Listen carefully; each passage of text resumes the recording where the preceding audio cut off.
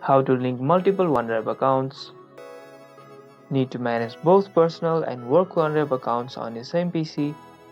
Here's how to link multiple accounts. First of all, click on the OneDrive cloud icon in the system tray. Then select settings from the menu, right here.